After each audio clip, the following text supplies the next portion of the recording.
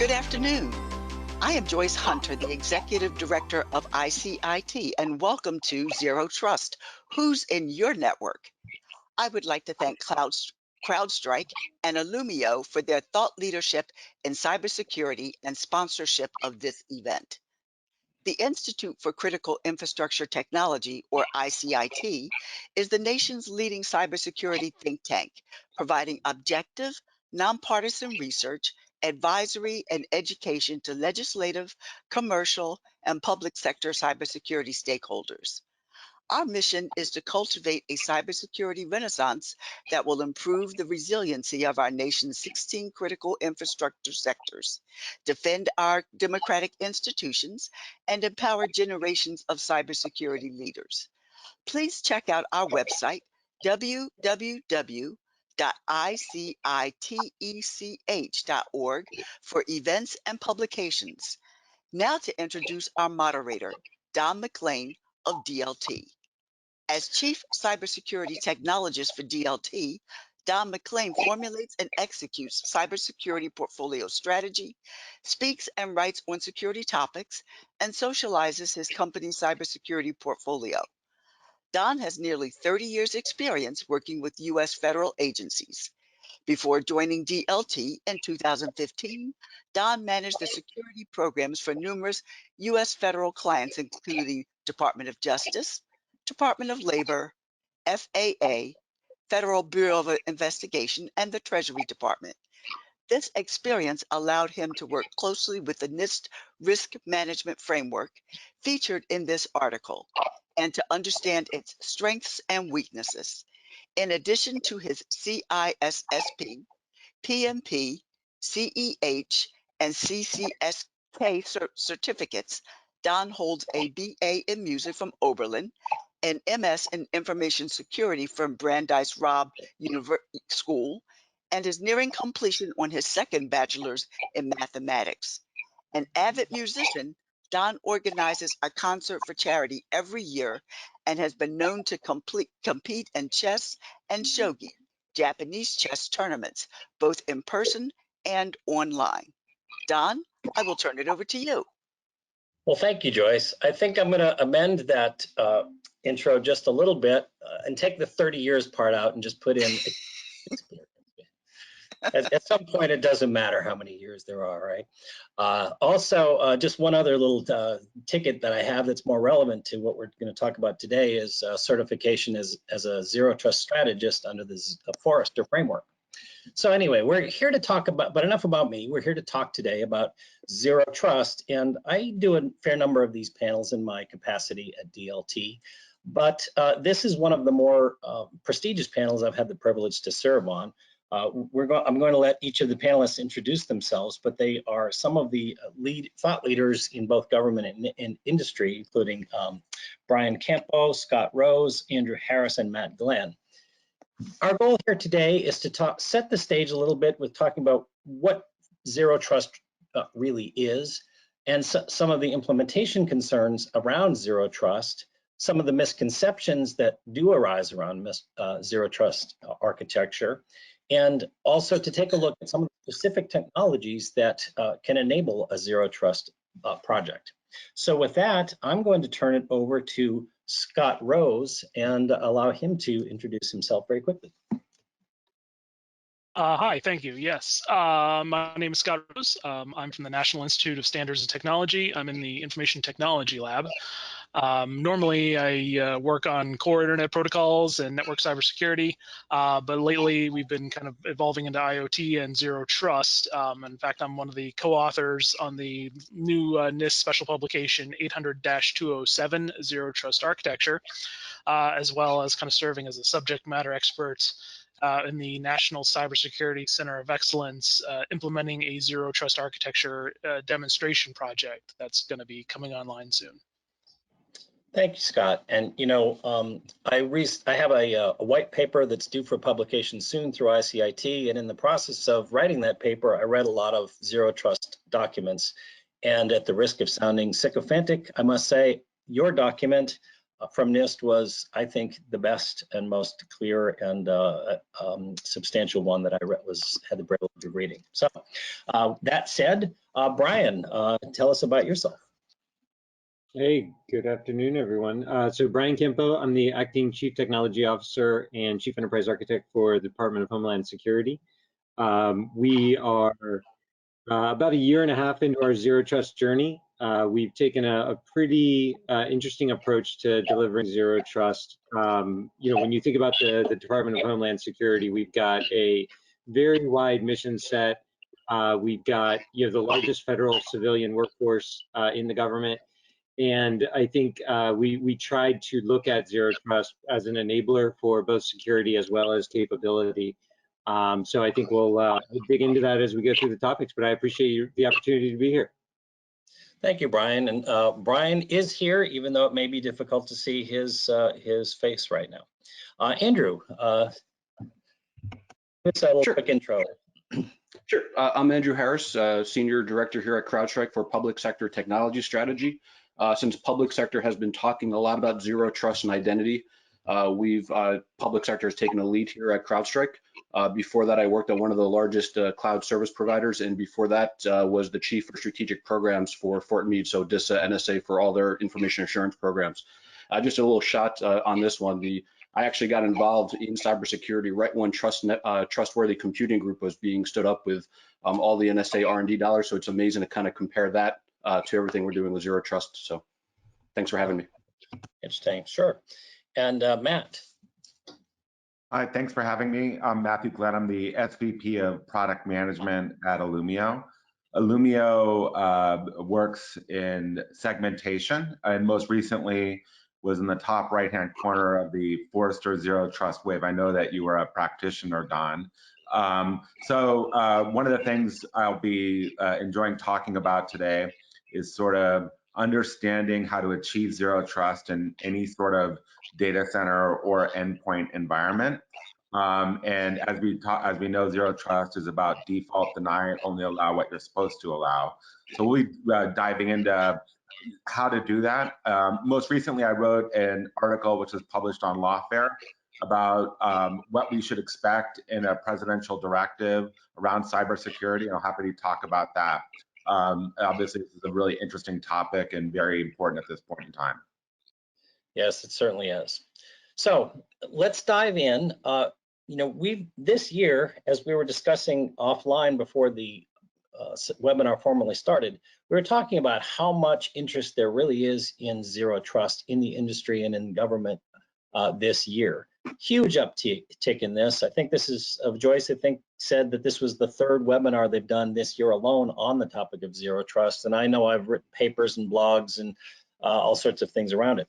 So Matt, just to get started, I'll pick on you first. What do you think are some of the major elements just to set the stage? What are the major and key elements of Zero Trust, and why do you think, more importantly, why do you think that they're of such great interest now? Well, I think, if you look at the advent of the internet, it was built around survivability in case of an outage, right? And that sort of, we're going to make things connect regardless of what's happening in the overall environment, gives the advantage to an attacker, meaning once you're infiltrated, they can move anywhere they want because, for lack of a better term, the internet is a rather socialist thing, meaning if you can connect, you will connect, right? And we've traditionally treated cybersecurity as a counterintelligence program, meaning we're going to try to detect if something's inside of our network. But ultimately, in those situations, the advantage is in the attacker's favor because the attacker has to get it right once, and the defender has to get it right every single time. Zero Trust, flips that on the head, meaning that you can't connect or you can't authenticate unless we absolutely know who you are or we know exactly what that device is. So I would actually make an argument that today's infrastructure is sort of like a military base, where if you get inside, you can move anywhere you want, which no military base operates that way. There's SCIFs, there's compartmentalization inside of those military bases. And what Zero Trust is attempting to do is to provide more compartmentalization within a data center or cloud environment, and also extend that out to the user population. So it's a very fundamental shift, sort of away from that sort of you can go anywhere you want because you're on the network, to an explicit you can only go where we're going to allow you to go on a network. And it's not going to be a simple transition. We shouldn't. It's a strategy. It's not a product. And so, but it requires us to think very differently about how we're going to do our defense. Instead of being about detection and sort of counterintelligence, we're going to go into explicit control over who can connect to what and what can connect to what within an environment. Yeah, that's great. That military base is a great analogy. I've heard a lot of zero trust analogies before. That's one of the more cogent ones. So, Brian, you're not on the screen, but we know you're there. What do you think about, or the central elements of zero trust, and why there's such an interest in it now? Yeah, I think, and Matt's analogy is amazing. I really like that. You could even take it down levels and say, you can get on the base, but you can't get into a building. If you get into a building, you can't get into an office. If you get into the office, you may not be able to get into the cabinet where the files are stored, right? And I think that's really where it gets to, is obviously segmentation is a big part of zero trust. But it really is about defining assets, defining criteria to be able to access assets, and every step along the way, understanding exactly what sort of policies are in place, what sort of access controls are in place. We have all been moving away from the idea of sort of moat and castle security into more granular security. But I think zero trust, fundamentally, one of the biggest tenets is that you can make decisions at every step along an access route. Every single resource can have a set of policies defined for it. It can have a set of decision criteria that are defined for it, and you can adjust those, right? One of the things that's really interesting coming into zero trust right now is this idea of automated policies. So if we see a behavior that might fit a certain criteria, we can create escalation policies, or we might better define or escalate what is required for credentialing, for geolocation. So really what it comes down to me, when we think about zero trust and fundamental tenets, is being able to define policies, being able to define specific access to everything, even down to the data layer, and then being able to evolve those as we go through, trying to sort of proactively look at kill for every single resource request. Thanks, Brian. So Scott, what are your thoughts on this? Yeah, I mean, I agree with the last, with what Brian and Matt said. I mean, those are the core definitions of zero trust, is that it's, kind of turns the concept around of saying, it's default deny with the exceptions of what I'm going to allow you to connect based on policy once you're authorized and authenticated. But one of the new things that kind of differentiates zero trust from just basically everything that came before was also the using of the feedback. Part of zero trust is also monitoring everything that's going on in the enterprise, all the assets, all the devices, and also kind of threat intelligence, what's happening outside in the larger internet, and using that information and data to quickly change policies, sometimes automatically or on the fly. We're seeing a lot of growth and use of machine learning, to digest these huge volumes of data that's coming in from all the devices, all the endpoints, all the cloud instances, threat intelligence, and to kind of pulling out what's distilling the pure information that you need in order to refine policies to improve your cybersecurity stance. And that's kind of what the modern technology was just brought to the table that allows kind of zero trust to be kind of realized now. Right. And Andrew, so where do you stand on all this? Yeah, so to me, it's trust nothing, verify everything, and anticipate the breach. So it's pretty much everything that everyone's already said, just a little bit different of an angle. Again, going back to some of the other NIST documents, to us on the architecture side, it's always about policy enforcement points, policy decision points. And our goal is to share data with Illumio to share data with us to share data with other tech alliance customers. So we're all acting authoritatively with multiple signals versus kind of acting alone and having those silos of data. And it's really interesting to see this all exacerbated because of COVID, where we can't do VPN because everyone's remote and we don't have those traditional choke points, probably is a good way to probably look at it. So we're being a lot more clever on how do we actually take signal from various data sources and actually drive the right dynamic policy, as Scott stated. And that's the true piece, is how do we remain dynamic while at the same time all the output of everything we're talking about with zero trust is really to, again, that last piece, anticipate breach. If we do take a hit, how do we actually make sure that mission is resilient? We still have mission assurance. We can still operate. We don't lose the whole fleet, if you will. So again, mimic everything else everyone else has said, just a little bit differently, probably. Yeah. And just to key off Matt's analogy real quick, I think consistency is essential at those decision points and entry points. I remember, and I will not let my colleagues forget this, one time we all went to the same military base, but we entered at different gates. They were detained for 45 minutes and searched thoroughly until they knew that they were safe. I drove up to the gate and I said, "I'm here to see General so-and-so." "Oh, go right in." Boom. So, I mean, no harm done, but really the guard should have been more careful. So anyway, but I digress. So Brian and Glenn, I'll pick on Brian first. You've been involved in some specific concrete zero trust implementations. So I think that's of great interest to me, and I hope to our audience as well. Brian, what worked well in that implementation, and what did you learn from that you might perhaps do differently? Yeah, I think it's really good to always be sort of retrospective in your efforts, right? And I think since we've been doing this, for a little bit over a year now, I think what we've tried to do this year going in, that's a little bit different from last year, is we've tried to, sort of break out what our zero trust strategy is going to be. So if I, kind of go back to the beginning, we were focused on a couple of key things that I think sort of set our zero trust approach apart.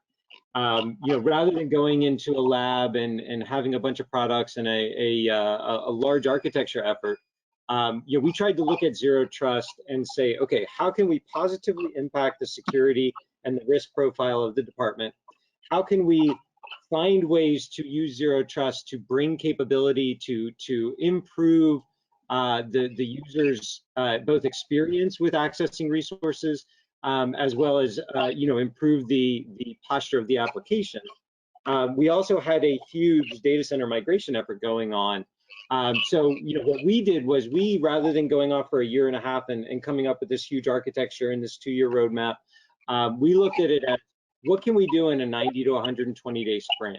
How can we look at one aspect of zero trust, define the boundaries of that, come up with something that's tangibly implemented that makes a critical improvement to our security posture, and then move on to the next, right? So, what that kind of tells you is that because zero trust is, really focused on certain aspects, a lot of them are independent, and you can implement them specifically around certain flow paths or certain resource requests.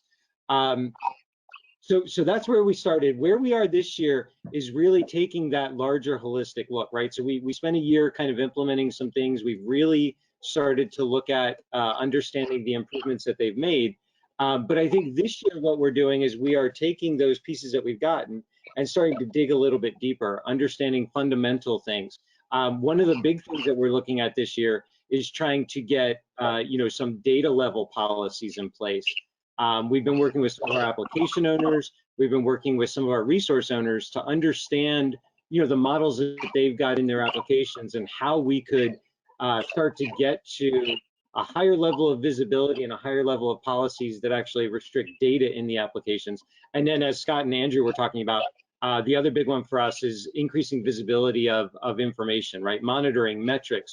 Everybody's aware of the CDM effort, incorporating information that we're getting from CDM, incorporating information that we're getting from CISA to be able to do that escalation of policy, to be able to make those informed decisions in the moment of a resource request to decide whether we continue to allow additional resources. Okay, that's great. Thanks, Brian. And Matt, well, tell us a little bit about your experiences with zero. I've been involved with 3 deployments thus far, and I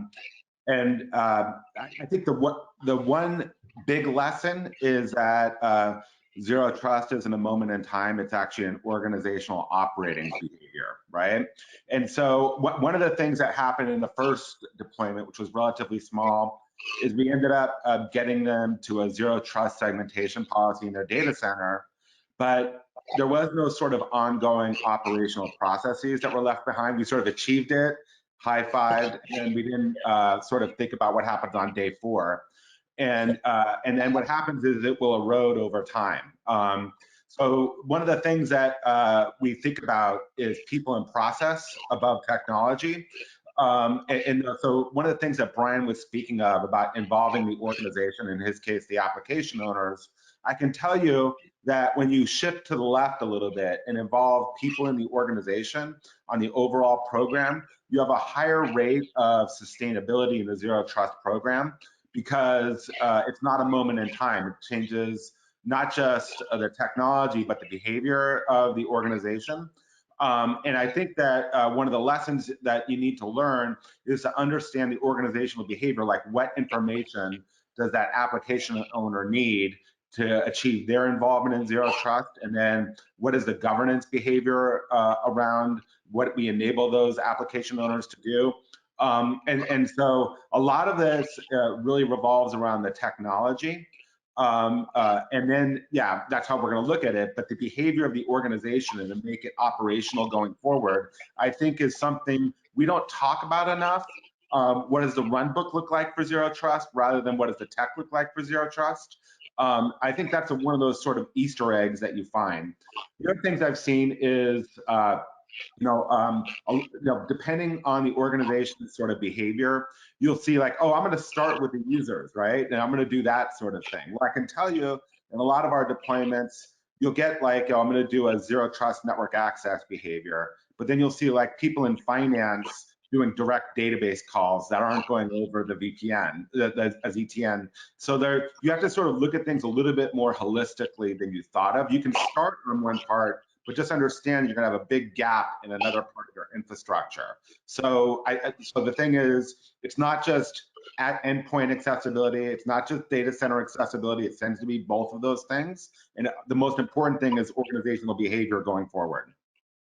Yeah, that's it's interesting that you said that, because that's actually one of the major themes in the whole Forrester's Zero Trust Strategist process that I went through, which is that this is about cultural change and ensuring that there's a change of behavior throughout the organization, and the usual change management issues that you get with any major change in an organization, and getting executive buy-in so that people understand the value to them of this. Otherwise, you're just beating your head against the wall. So I think that's a very interesting and relevant aspect of all this. So I personally have encountered some interesting misconceptions about zero trust in my conversations. So I'm going to maybe do a slightly risky approach to this. And instead of calling at anyone, I'm going to do a jump ball. Whoever wants to jump in and talk about some misconceptions, feel free to go ahead. And if no one raises their hand, I'll call on somebody. I'll go. So I've worked with a lot of government agencies in the last year, and so I would say one of the most interesting behaviors is what I'll call retro zero trusting behaviors, where you sort of look at the technology that you purchased in the previous year and try to say, wait, how does that fit in with zero trust? So like, people putting like detection technologies and trying to figure out how that fits into their, like in the DMZ, and figure out how that fits into a broader zero trust strategy. And I think it's sort of, I think it's one of the issues in that sort of the herky-jerky, last year we were doing detection, now we're doing zero trusting. Well, how do I justify that thing I'm still rolling out from last year? It sort of creates an unfair pressure on a CISO to sort of make it happen. And then the other thing is what I'll call the decoupling problem. And MITRE and 800-207 writes about it, in that people's infrastructures are no longer tied to a traditional data center framework. And people need to think a little bit more strategically about it. Like, hey, I bought all this infrastructure 2 years ago. They talk about zero trust segmentation. I should be able to do it. Well, the problem is that half of the organization is now in GovCloud, and that sort of doesn't work any longer. So those are some of the misconceptions that I commonly see. Okay. Anybody else? Yeah. I'll go. Yeah. Okay. Go ahead. All right, yeah, I was gonna say second that. I've seen a lot of, or heard of a lot of misconceptions, especially around cloud, is that zero trust only applies to all of my infrastructure that's in my various cloud providers. We've actually seen and heard there's a small agency that does everything on-prem, even their mail servers. Probably not the greatest idea. But they do everything on-prem in their own virtualized, with their data center and their own virtualization platform. They have a zero trust architecture, but they have zero cloud presence at all. But they still kind of see the value in that, and so it's not just your cloud instances that you should be having, have a zero trust architecture for, or thinking about, but also all your on-prem stuff as well. Yeah. Yeah, and just to second that, Scott, on the Crowdstrike side, doing all the Sunburst stuff, we saw come to fruition where zero trust was only applied to cloud, unfortunately. We watched identities get compromised on premises, and by the time it actually reached the cloud where they had line of sight, they had no idea that there was credential harvesting and token manipulation and all that fun stuff. So Sunburst, I think, was a little bit of a wake-up call for multiple reasons, but also kind of revisiting what is zero trust to us, how we're actually going to apply that policy and enforce it internally for all of our systems, not just a segment of them. And the other big thing is we saw an overcorrection of that, where everyone said, all right, on-premise is just super bad. I'm just gonna move everything to the cloud, including my identity. And for 99% of customers, that just is naturally impossible. You can't have pure identity. At some point, you have to expose a credential to a device on premises, and most likely you still have legacy applications doing legacy protocols like NTLM, like Kerberos. And again, we've watched those same customers kind of knock on our door again and say, hey, we just kind of overcorrected. We can't really authenticate even to on-premises now because we're all cloud and that service just went down. So it's kind of the double-edged sword of only applying it to cloud, and then also that overcorrection we saw with Sunburst. So. Or Andrew, did you see people move to the cloud to leave their security groups wide open?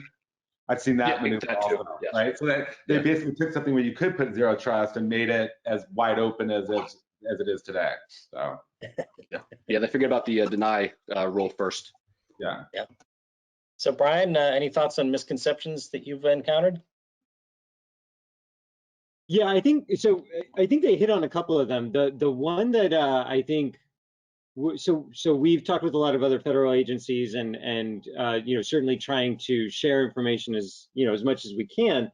One of the things that I see, especially from folks as they're looking to try and get into zero trust, is trying to start with a product and then build a strategy around a product. Now, don't get me wrong, you've got to have products and you've got to have a complementary set of products. But I think you've got to sit down and talk about the cultural aspect. Everybody's kind of hit on that, but the cultural aspect is important. I think you've got to have a vision for what you want to see your security look like.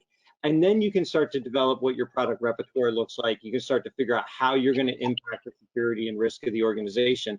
But the biggest one I get from some of the folks that we're working with really is, what product should I start with? Which kind of flips the perspective on its head. I think you've got to define your objectives. You've got to define where you want zero trust to make an impact, and then you figure out exactly where the product life cycle starts.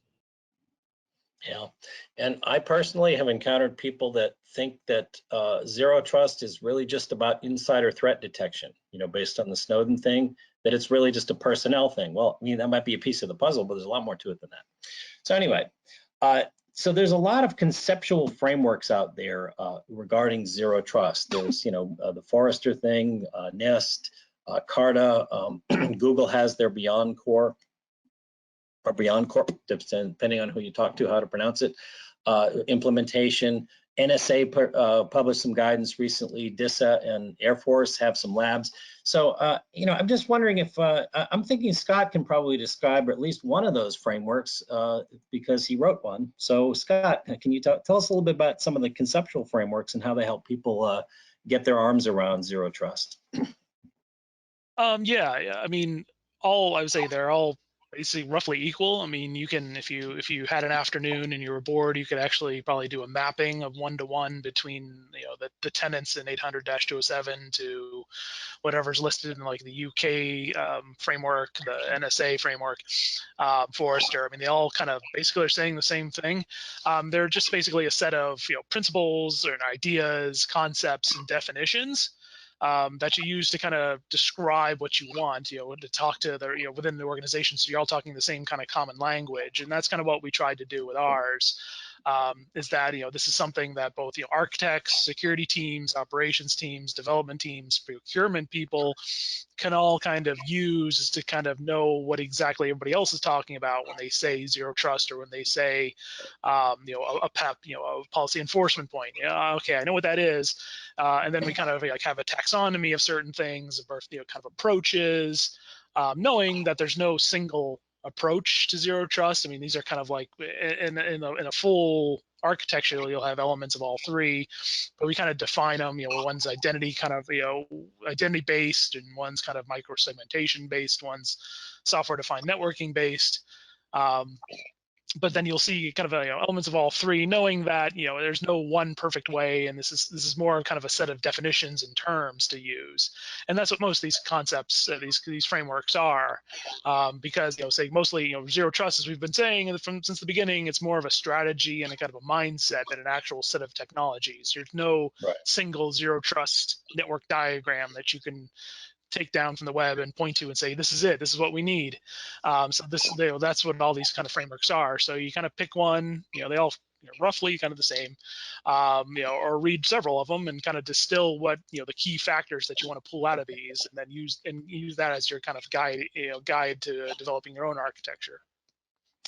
Well, it's interesting that you say that, because it's like that's exactly what I've done. I was bored one afternoon and I did cross-reference them all, and I came up with exactly the conclusion that you came to. So Scott's our framework guy, because he wrote the NIST, or co-wrote the NIST document. But I'm going to dig a little bit deeper now. And Brian, what do you think are some, we've mentioned that it's not one technology, but what do you think are some really important technologies that are really key or central to a good zero trust implementation? Brian?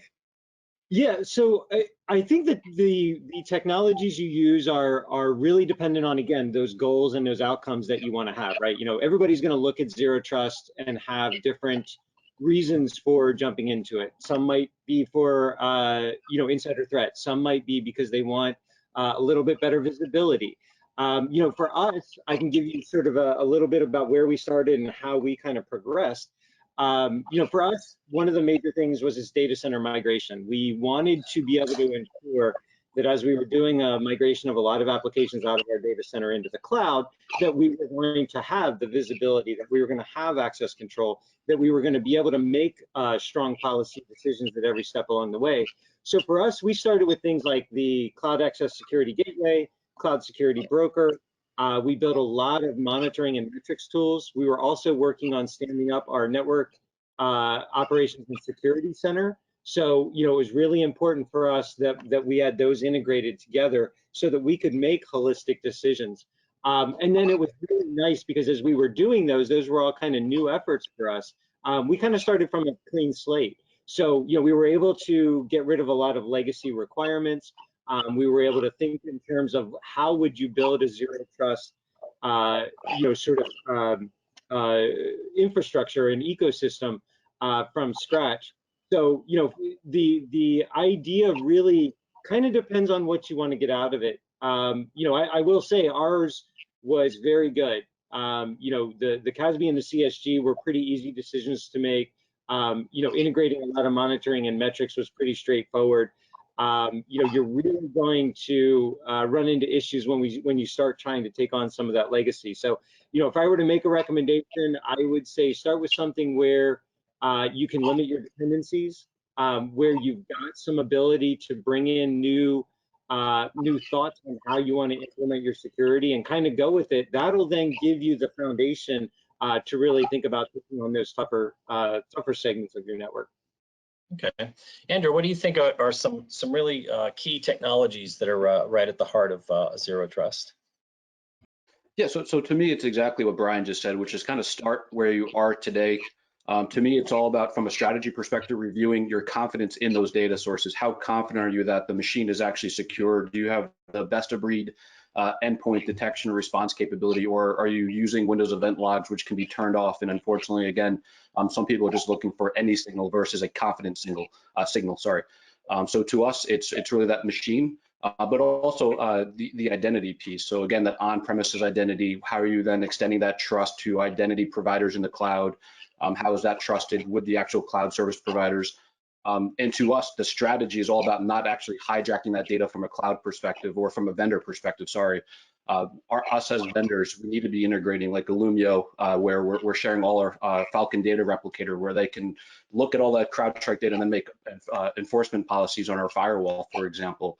So to us, it's all about having that open ecosystem where if you're confident with a data source, like a signal, and you then want to integrate it into another product and maybe use another policy enforcement point in another part of your architecture, the more power to you. And from a customer perspective, you should be asking for the exact integration. You shouldn't be forced to do business with, hey, I have to use that identity provider because the vendor over there only integrates into X, Y, Z. It really should be an open ecosystem. And I think, and I'm hoping that zero trust really keeps us vendors kind of accountable of how we actually tell that story with open APIs and so forth. So probably sounds crazy from a vendor perspective to say, but I'm very optimistic in how this is going to come out. Yeah. So Matt, what are your thoughts on some technologies that are key? I actually think what Andrew and Brian said was fantastic.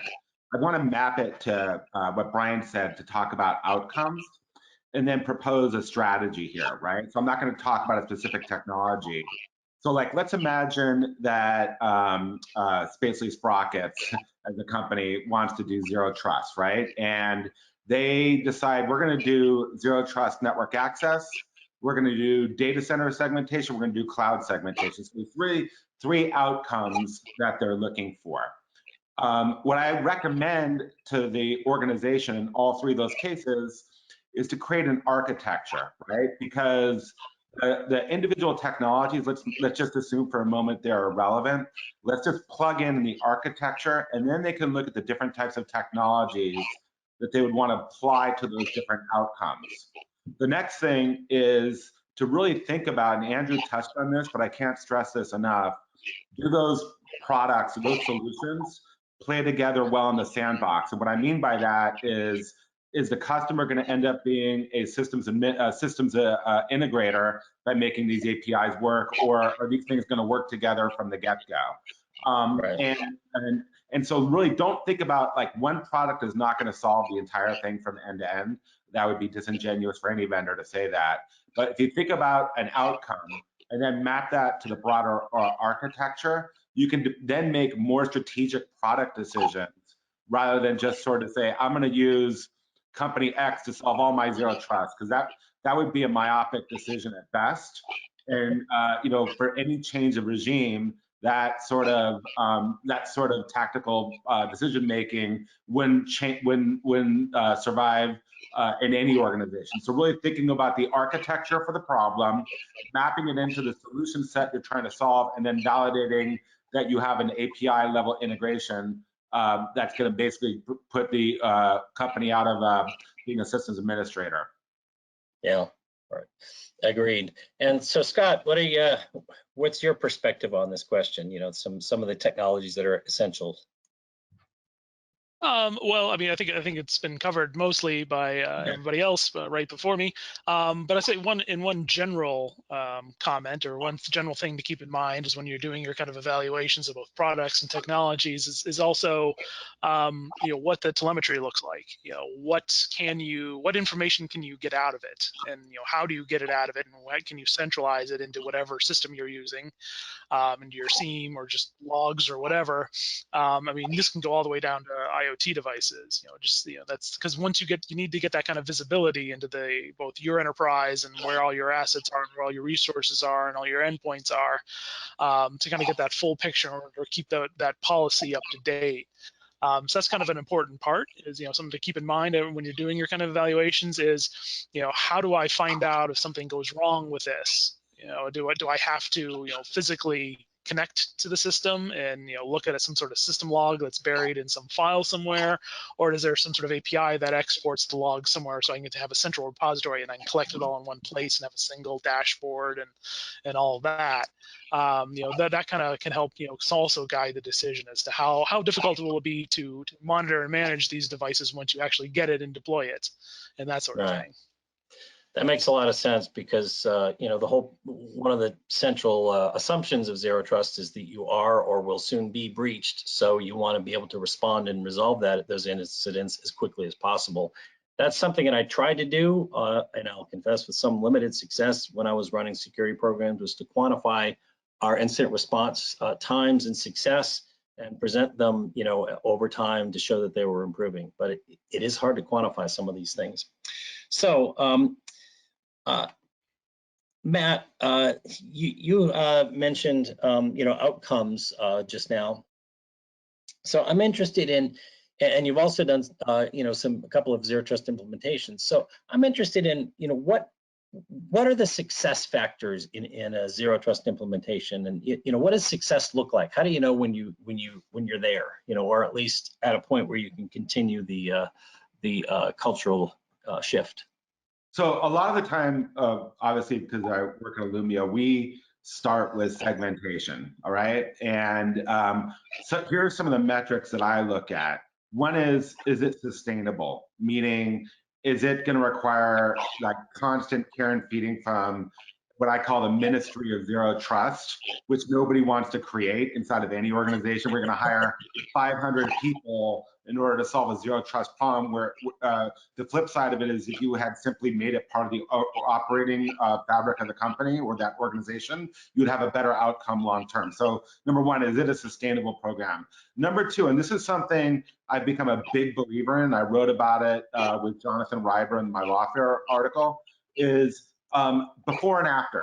Meaning, if you can't measure it, you can't believe it, right? So one of the things I'm advocating in a big way, and we saw this as I spoke to with Andrew, where people assume if you just move to the cloud, you've achieved zero trust. Well, that's not quite true, especially for organizations that are enabling the developers and the writing security groups with permit network 10 inbound, right? So I'm a big believer in measuring before and after. So one thing you can do is before you start your program, go measure like what is your exposure in your data center or cloud environment.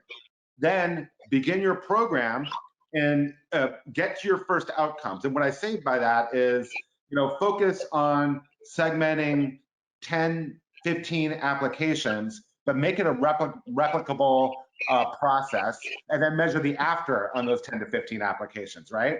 To go back to our military-based metaphor, like people are constantly penetration testing the military bases, right? So just because in your case, you got past the outside perimeter, doesn't mean that you can get into the file cabinet, to use something Brian said earlier. So in much the same way, you should be testing your zero trust implementation before, the day after you got to that zero trust implementation, a month later, a year later, to make sure that it's still in place and it's been manicured, for lack of a better term. So that's how I would measure it, if that makes sense, Don. Yeah, it does. Try to quantify the outcomes. If you can't, if you just go to your executives and say, hey, you know what, security is a lot better now. Well, how do I know? Well, it just is, because we did all this zero trust magic. Okay, it's time to go. And one last thing, I think the nice thing about zero trust, I think, is it's much more measurable than just detection, right? You should be able to measure the before and after, right? Yeah. When you've done these implementations. Yeah, that's a great point. So Andrew, what are your thoughts on what success looks like in an implementation? So to me, it's all about mission resiliency. How do you take, again, that first punch and still operate on what you're doing for your constituents, or whatever your mission respectively is for public sector or commercial, to keep the lights on? So Matt definitely hit that already. I think what's going to be interesting from a measuring perspective, though, is we're still you still see this concept of the checkbox mentality of am I compliant? Yes, check the box. Next question, check the box. And I'm hoping, and I think zero trust is going to be a forcing factor here, where you're going to see a lot more red team exercises where not only can I get in, what's my blast radius? How can I actually measure? Did you actually dynamically change that machine score because you saw an incident from your EDR, or I saw all those exposed accounts on that machine at time of attack? And again, modifying those risk scores and driving dynamic access policies. So to me, again, that's really hard to do from an auditing perspective. To Matt's point, it should all be measurable. And it should be nothing new for those who are already doing those tabletop exercises and/or real red team exercises in production. But again, I'm hoping that the kind of checkbox mentality kind of goes away, because I don't think that's going to be able to measure any kind of form or fashion of how well you're actually doing with zero trust in that mission resiliency spirit. Yeah, I've actually written on the whole checkbox thing in the past. Brian, what are your thoughts on success factors for zero trust? Yeah, I mean, look, Andrew and Matt put it perfectly. Measure what matters, make sure you're getting the information. I'll take it a little bit different direction here. So, we think about the other big aspect of zero trust is the mindset change, the culture change. One way to tell that you're being successful in your zero trust implementation is if you start to see and hear people thinking in terms of zero trust, right? Not thinking in terms of application identities or specific access requests, but you hear them actually thinking about what information do I need to be able to make a decision whether a user should access this. If you see people starting to think in terms of how do I create my network so that I can easily segment it, so that if a breach happens, they're only able to get to certain things. The technology certainly gives you a ton of information to make good measurements. But I think one of the things that we see as we've gotten deeper and deeper, as we start to climb down into those lower levels of zero trust, is we're actually starting to hear and see people thinking in terms of zero trust. And to me, that's a huge difference, because if you're changing the mindset, you're inherently going to be working on better security. Yeah, but that speaks to the cultural change that we were talking about before, and that's very difficult to achieve. So kudos on that. So Scott, how would you measure success in a zero trust implementation?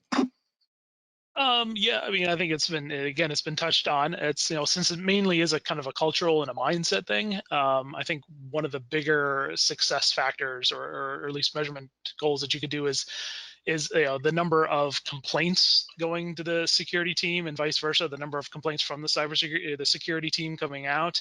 The whole idea is you don't want to have the complete separate silo of the security team and their bunker, and the operations team and their little group of offices over there, and they never talk to each other, or they try to actively avoid each other. I mean, last thing you want is somebody in operations or development saying, the security people aren't going to like this. How do we get around that? Sort of thing. You don't want to hear that. That's that's admitting failure.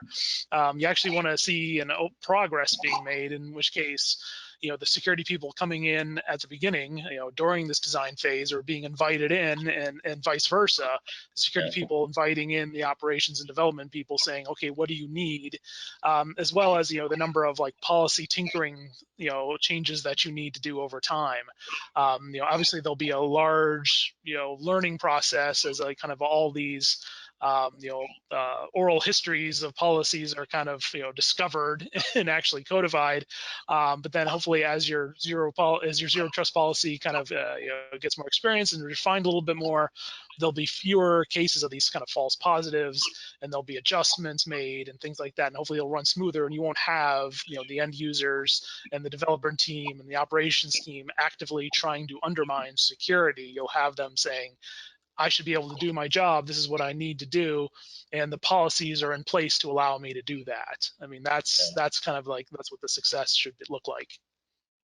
Yeah, as it happens, I met recently an astrobiologist from NASA and mentioned that I worked in cybersecurity, and she said, "Oh, we always get an F on that." So, and their mission objectives are a little bit different from mine. So anyway, we have about 10 minutes left. I want to afford some time to the audience for any questions that they might have for the panelists. Anything that has popped up We have 124 people online still. And so anything that you might want to ask about, feel free, put them in the chat box, and we will address them. If not, we have some other things that we can talk about. Hi, Don. It looks like our audience has been a little bit shy with your moderation, so why don't you take one more of your questions while we give them a chance to fill in theirs. Okay, Phil, and feel free. We will be kind, and we won't make fun of anybody who asks questions. So, you know, one of the big events in cybersecurity recently is the sunburst, or some call it the solar winds breach. You know, how do we think, or, you know, I'm interested in your thoughts on how sunburst or zero trust might have mitigated or interacted with the sunburst breach. You know, we see some industry leaders saying that, you know, there were probably a team of up to 1,000 engineers behind this breach. So that's a pretty tough enemy to face. Do we think zero trust architecture might have put a stop to that, or at least shortened the dwell time? And I'll do another jump ball on that. Anyone who wants to jump right in, go ahead. I'll take that one first, Okay. if you guys don't mind. So on the Crowdstrike side, we were intimately aware or involved in some of those activities, briefed Congress in our viewpoint. There's multiple kind of cascading effects. You have a tainted supply chain, which really means the adversary had a beachhead in people who use that infrastructure, or that supplier. And unfortunately, the tactics, techniques, and procedures we saw were almost exactly the same since 2017, which is and again, even longer for lateral movement purposes, but they moved from one server, domain escalated, got Active Directory. Again, we talked about that lack of line of sight on what's my on-premise identity doing. A lot of customers, unfortunately, didn't know about that trust relationship between on-premises and the cloud. And the adversary didn't really have a speed bump. They just kind of moved right to the cloud and installed a bunch of backdoors. So again, I think Brian hit on it. Scott, Matt already hit on this. It's really the line of sight, making sure you're doing all the foundational things still. Zero trust is not going to supersede that. It's going to make sure there's connective tissue across all those kind of silos that you probably have today. But again, there's multiple places that a policy enforcement point could have stopped it, again, from the lateral movement from that tainted supply chain to the domain escalation. Why the heck is that service account doing remote desktop RDP on my Active Directory? That should never happen. And that's a whole nother conversation about smart card, but we'll leave that there. So yeah, to me, there's many places that we kind of failed, but at the same time, we as a community lost sight on that trust relationship between on-premises and the cloud. So many lessons learned that I think we hit on already. Yeah, agreed. Brian, Matt, Scott, thoughts on sunburst and zero trust? I can go. Go ahead. Yeah, you go. Matt, go first. Please. Matt. I've been I was going to say, yeah, I agree. And, you know, there's also like another one that came up recently where it's more IoT related, is like the name wreck series of bugs that was announced by Forescout, I believe. But yeah, that's kind of the same thing. It's only worse in that these kind of bugs kind of existed in these embedded systems for a long time. And a lot of these devices can't be updated, or you may not know that they're vulnerable. So like, you know, what do you do with them? And that's kind of like the whole thing. If you have a very, comprehensive zero trust architecture, those kind of devices could be segmented away, where they, if they're still vital and you can't take them offline, they're still vital to some sort of operation. They can still operate, but then they can be you can put extra monitoring in place and actually watch them and make sure put maybe any kind of triggers or traps involved in the kind of logging system. When you see something, one of those devices may become compromised, you can take immediate action to kind of isolate and quarantine that. These kind of sort of things that a zero trust architecture can help prevent, in the response to an attack. I mean, because you don't have total control over all the dependencies and all your suppliers and all your vendors. So you have to kind of like watch what you can control, which is how you use that device or component. Yeah. Brian, any thoughts on the sunburst hack and how zero trust might have helped or not? Well, so I think, one of the things that it definitely raised the visibility on was, escalation, aggregating sources. I think for us, one of the things that we looked at is how could we have aggregated much more data Where were the holes in our data? Where were the holes that didn't, kind of indicate necessarily that there was an attack going on, that there was escalation going on? Andrew hit on, why would a certain request be coming from a service account? So visibility into the data is key. But I think anytime you're looking at TTPs, you've really got to be able to make decisions that are not necessarily the happy path, right? Not necessarily what I would expect something to be doing, but what would I not expect somebody to be doing? And I think that's one of the biggest lessons learned that we've seen. Yeah. Matt? Yeah. So here's my take on it. First one is, the Sunburst attack happened. A couple things happened leading up to it. One was, SolarWinds had asked people to turn off monitoring of their processes.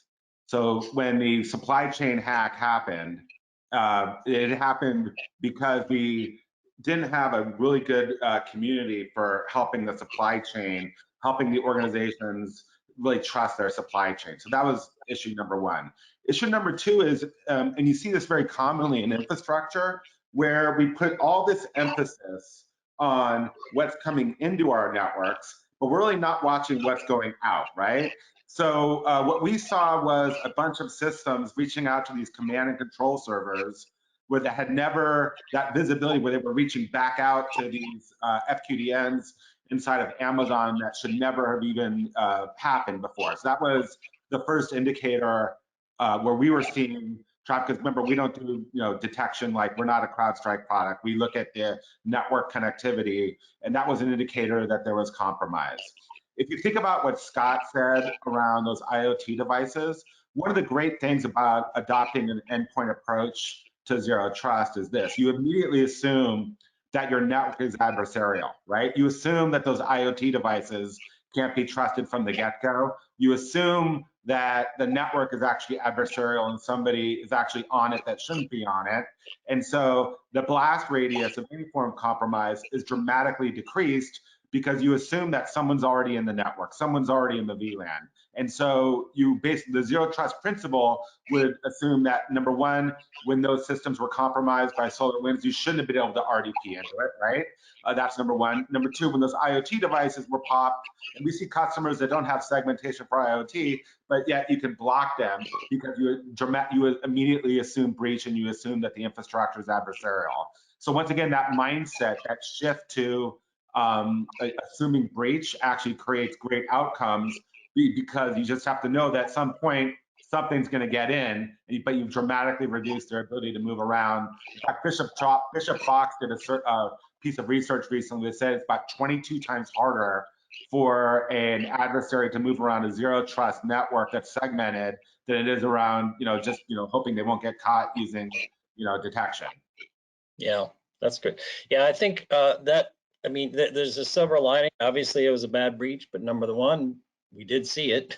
Yeah. More importantly, I hope it's going to be a wake-up call that we really do need to take a different approach, both in terms of funding and prioritization of security in general, and that we really have a whole new, start from scratch kind of approach, because we can't have this again.